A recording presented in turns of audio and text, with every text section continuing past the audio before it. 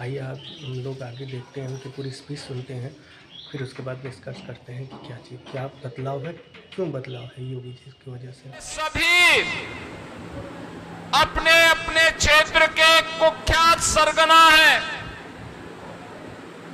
इनके द्वारा अपराध को न केवल अंजाम दिया जाता है, बल्कि अपराध के संरक्षण के लिए, भ्रष्टाचार को पनपाने के लिए, अराजकता को पैदा करने के लिए, और जिस जंगल राज ने बिहार के सामने पहचान का संकट खड़ा किया था, उस जंगल राज के सभी अपराधी हैं। इस जंगल राज से मुक्ति दिलाने के लिए बिहार के नौजवानों ने 2005 में एनडीए के नेतृत्व पर विश्वास किया था। परिणाम आया, नीतीश बाबू के नेतृत्व में एनडीए की सरकार बिहार के अंदर बनती है और 2005 का बिहार एक ऐसा बिहार, बहनों और भाइयों, जिस बिहार ने दुनिया को ज्ञान दिया, उस बिहार को आरजेडी और ये माओवादी नक्सलवादियों के गठबंधन ने उस बिहार को साक्षरता में देश के अंदर पीछे धकेल दिया। बिहार के नौजवानों को पलायन करने के लिए मजबूर होना पड़ा। अपनी प्रतिभा और मेधा के लिए जगविख्यात बिहार का नौजवान पहचान के लिए मोहताज हुआ तो उसका दोषी कांग्रेस, आरजेडी और एमआलए है। पिछले 20 वर्ष में नीतीश बाबू के नेतृत्व में बिहार के अंदर आज जो भी देखने को मिल रहा है, यह एक नए बिहार का स्वरूप है, जिस पर समृद्ध और विकसित बिहार की आधारशिला टिकनी है। और उसी बिहार के लिए आप सभी का समर्थन मांगने के लिए आज हम सब एनडीए के प्रत्याशी श्री श्याम बाबू प्रसाद यादव के समर्थन में आपसे अपील करने के लिए आए हैं। बहनों और भाइयों, आज बिहार में वह सब कुछ है बिहार जिसका हकदार था।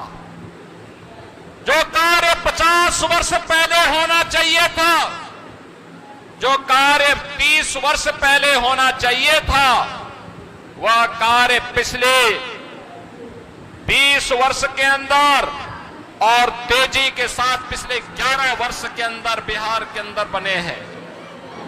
आज बहनों और भाइयों, आप देख रहे होंगे बिहार के अंदर सड़क है, बिहार के अंदर बिजली है, बिहार के अंदर एयरपोर्ट है, बिहार के अंदर एनआईटी है, आईआईटी है, आईएम है, एम्स है, इंजीनियरिंग कॉलेजेस की श्रृंखला है और आज बिहार के अंदर मेडिकल कॉलेजेस की भी श्रृंखला है।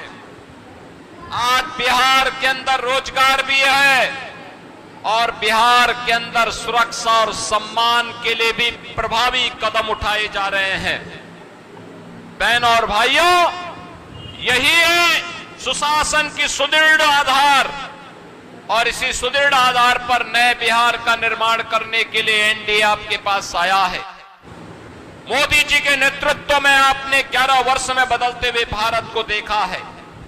आज बहनों और भाइयों, भारत के अंदर विरासत भी है, विकास भी है और गरीबों का कल्याण भी है।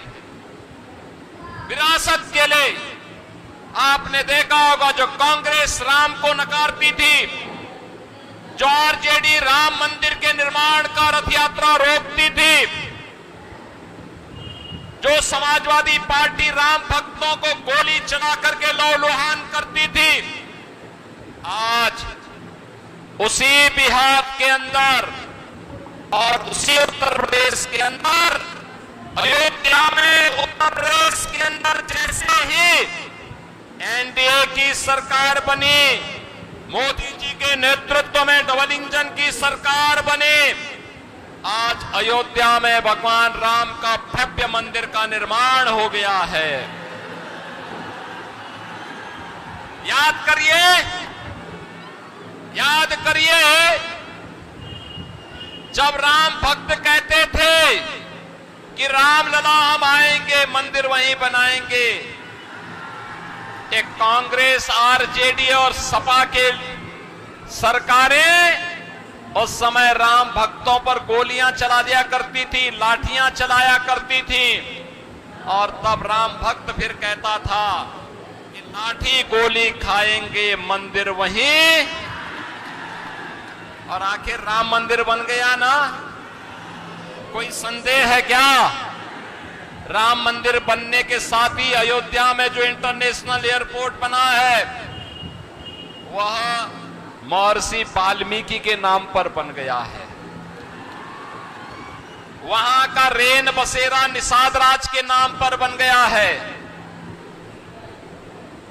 वहां पर जो रसोई, जहां प्रसाद मिलता है भक्तों को, वह माता सबरी के नाम पर बन गया है। और बहनों और भाइयों, अगर अयोध्या में भगवान राम का मंदिर, तो सीतामढ़ी में माता जानकी का भी भव्य मंदिर का निर्माण। ये है विरासत और विकास। ये कांग्रेस के लोग भगवान राम और भगवान कृष्ण का तो अपमान करते ही हैं। ये लोग तो अब छठ माई का भी विरोध कर रहे हैं, छठ मैया का भी विरोध कर रहे हैं ये कांग्रेस के लोग। ये महागठबंधन के लोग छठ माई का भी विरोध कर रहे हैं। बहनों और भाइयों, मैं तो आपसे अपील करने के लिए आया हूं, जो आपके राम का विरोध करते हो, आपके आस्था का अपमान करते हो, उनके साथ किसी भी प्रकार की कोई रियायत नहीं होनी। उन्हें वोट देकर के अपने वोट को जाया नहीं करना चाहिए। मोदी जी के नेतृत्व में आपने बदले हुए भारत को देखा है। आप सोचो, 80 करोड़ लोगों को फ्री में राशन। ये महागठबंधन की सरकार थी, आरजेडी की सरकार थी। ये राशन क्या देते? ये तो पशुओं का चारा भी खा गए थे। आज आप देखो, मोदी जी 80 करोड़ लोगों को फ्री में राशन, और अगर पिपरा के लोग, मैसी के लोग, मोतिहारी का कोई व्यक्ति देश के अंदर किसी भी कोने में है, अगर यहां बना हुआ राशन कार्ड से वहां राशन लेना चाहता है, तो वहां भी उसको राशन मिल जाएगा, कोई रोक टोक नहीं है। यह है one nation one ration card. कोई बीमार हो गया, पैसा नहीं, आयुष्मान कार्ड है उसके पास, 5 लाख रुपए हर वर्ष देश के अंदर कहीं भी जाकर के वो उपचार करा सकता है, कोई उसको मना नहीं कर सकता है। ये है एनडीए की, मोदी जी के नेतृत्व की सरकार। बहनों और भाइयों, गरीब को मिलने वाली सुविधा किसी दलाल और किसी बिचौलिए का मोहताज नहीं, बल्कि उसको मिलने वाली सुविधा सीधे जनधन अकाउंट के माध्यम से उसके खाते में पैसा जाएगा। बहनों और भाइयों, 12 करोड़ किसानों को किसान सम्मान निधि का लाभ जब राधा मोहन बाबू कृषि मंत्री थे, उसी समय यह सुविधा भारत के अन्नदाता किसानों को प्राप्त हो गई थी। बहनों और भाइयों, 12 करोड़ गरीबों के घर में शौचालय, किसी की जाति नहीं देखी, किसी की पाति नहीं देखी, भारत का नागरिक है, मिलना चाहिए। नारी गरिमा की भी रक्षा हुई, और साथ साथ स्वच्छता के कार्यक्रम को भी आगे बढ़ाने में मदद मिली। बहनों और भाइयों, एक कांग्रेस की सरकार थी, याद करिए, रसोई गैस का सिलेंडर लेने में काफी मशक्कत करनी पड़ती थी। आज रसोई गैस के 11 करोड़ लोगों को फ्री में रसोई गैस के कनेक्शन पूरे देश के अंदर मोदी जी ने उपलब्ध करवा दिए। याद करिए, 4 करोड़ गरीबों के घर बन गए, 3 करोड़ गरीबों को फ्री में बिजली के कनेक्शन, यानी बिजली का कनेक्शन फ्री, राशन फ्री, स्वास्थ्य की सुविधा फ्री और स्वास्थ्य की सुविधा फ्री और पीने के लिए पानी फ्री। ये पंच गारंटी केवल एनडीए दे सकती है और एनडीए ही बिहार के नौजवानों के लिए रोजगार भी दे सकती है, नौकरी भी दे सकती है। आज हम लोग बात करते हैं, योगी जी के भाषण को सुनते हैं, किस तरह से पूरे चुनाव को बदल के रख दिया है। अब पहले फेस की वोटिंग ख़त्म होने के बाद ये कंफर्म हो गया है कि बीजेपी लीड कर रही है।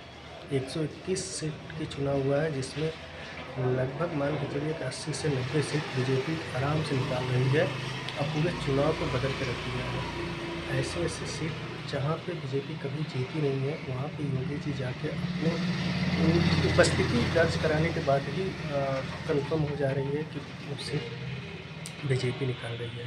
आरजेडी हो चाहे कोई भी पार्टी हो जो एनडीए गठबंधन में है, उनके सभी प्रत्याशी चाह रहे हैं कि योगी जी एक बार उनके सभा में आके एक रैली उनका हो।